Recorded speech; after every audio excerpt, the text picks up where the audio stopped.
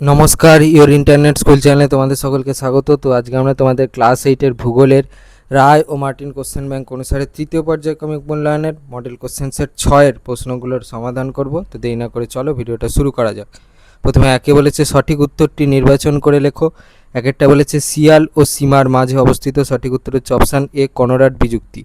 পরেরটা বলেছে গ্র্যানাইট রূপান্তরিত হয়ে তৈরি হয়, সঠিক উত্তর হচ্ছে অপশান সি নিস। পরেরটা বলেছে বাষ্প থেকে তরলে পরিণত হওয়ার প্রক্রিয়াকে বলে, সঠিক উত্তর হচ্ছে অপশান বি ঘনীভবন। পরেরটা বলেছে একটি বেশি উচ্চতার মেঘ হলো, সঠিক উত্তর হচ্ছে অপশান বি সিরাস। পরেরটা বলেছে ভূমধ্যসাগরীয় জলবায়ুর প্রধান উদ্ভিদ, সঠিক উত্তর হচ্ছে অপশান সি জলপাই গাছ। পরেরটা বলেছে মেরু ভাল্লুক দেখা যায়, সঠিক উত্তর হচ্ছে অপশান সি তুন্দ্রা জলবায়ুতে। পরেরটা বলেছে উত্তরাখণ্ডের গাড়োয়াল অঞ্চলে অরণ্য রক্ষার আন্দোলন হলো, সঠিক উত্তর হচ্ছে অপশান এ চিপকো আন্দোলন।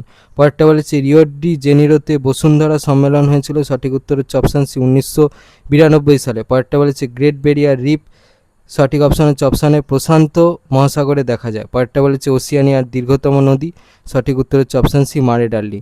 দিয়ে বলেছে শুদ্ধ অশুদ্ধ লেখো। একটা বলেছে জেটি উইলসন হলেন পাত সংস্থান তত্ত্বের সঙ্গে যুক্ত একজন বিজ্ঞানী, এটা হচ্ছে সত্য। দিয়ে বলেছে ভূত্বক হলো পৃথিবীর উষ্ণতম ভূস্তর, এটা হচ্ছে মিথ্যা। তিনে বলেছে ব্যাসল্ট হলো একটি পাললিক শিলা, এটা হচ্ছে মিথ্যা। চারে বলেছে ওসিয়ানিয়া মহাদেশ দক্ষিণ গোলার্ধে অবস্থিত, এটা হচ্ছে সত্য। পাঁচে বলেছে নিরক্ষীয় বৃষ্টি অরণ্যে চিরহরিৎ বৃক্ষ জন্মায়, এটা হচ্ছে সত্য।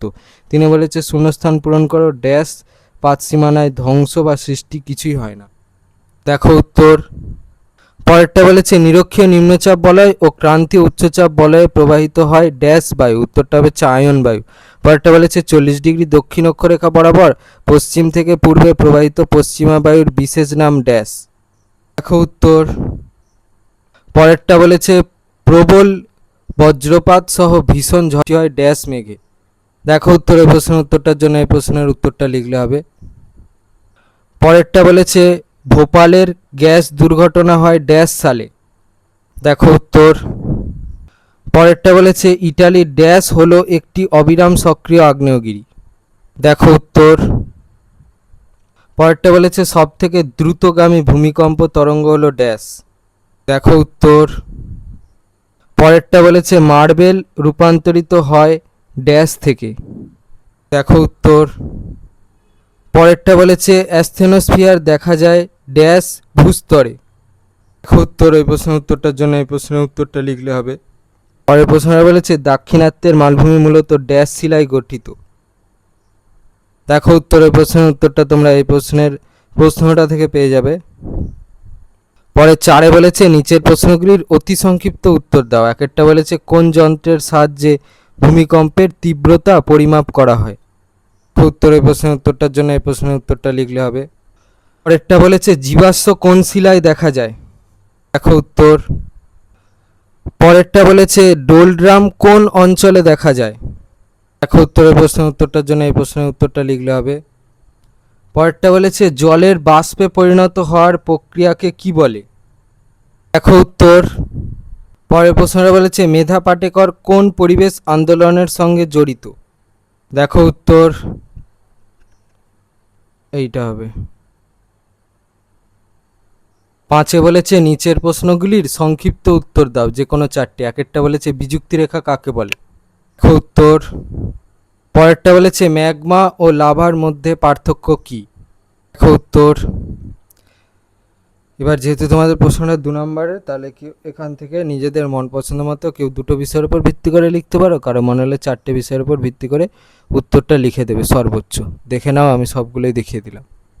পরেরটা বলেছে প্রশান্ত মহাসাগরীয় আগ্নেয় মেঘলা কাকে বলে। দেখো উত্তর এখান থেকে।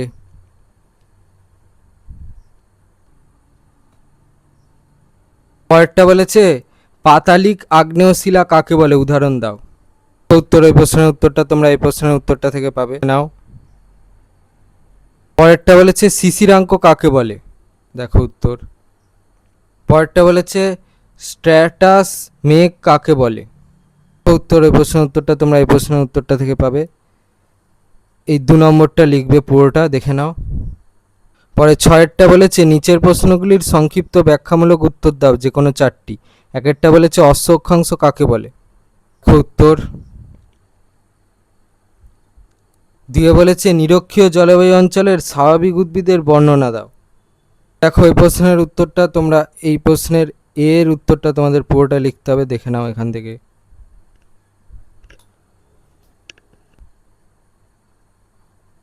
একটা বলেছে মৌসুমী জলবায়ুর অবস্থান সম্বন্ধে লেখো।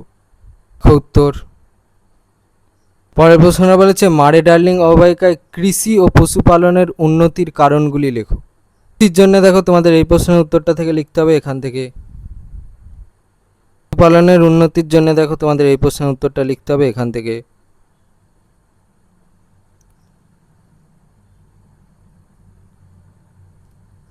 একটা বলেছে স্থিতিশীল উন্নয়ন কাকে বলে। উত্তর। পরেরটা বলেছে পরিবেশ দূষণ ও পরিবেশ অবনমনের মধ্যে পার্থক্য লেখো। পার্থক্যটা দেখে নাও। পরে সাথে বলেছে নিচের প্রশ্নগুলির ব্যাখ্যামূলক উত্তর দাও, যে কোনো তিনটি।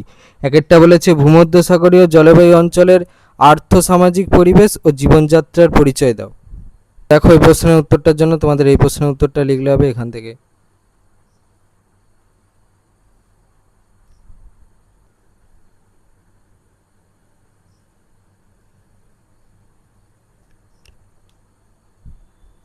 পরেরটা বলেছে পরিবেশের অবনমন কাকে বলে এবং তার প্রধান কারণগুলি লেখো।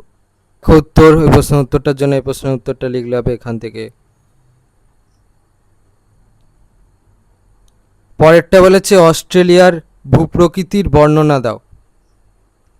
উত্তর। এই প্রশ্নের উত্তরটার জন্য এই প্রশ্নের উত্তরটা লিখলে হবে এখান থেকে।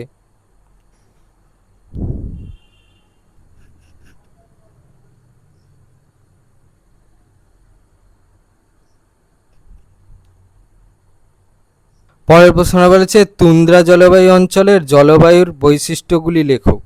উত্তর। এই প্রশ্নের উত্তরটার জন্য এই প্রশ্নের উত্তরটা লিখলে হবে এখান থেকে।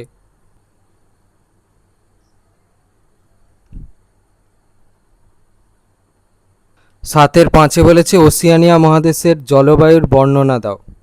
দেখো উত্তর। ওই প্রশ্নের উত্তরটার জন্য এই প্রশ্নের উত্তরটা লিখলে হবে এখান থেকে।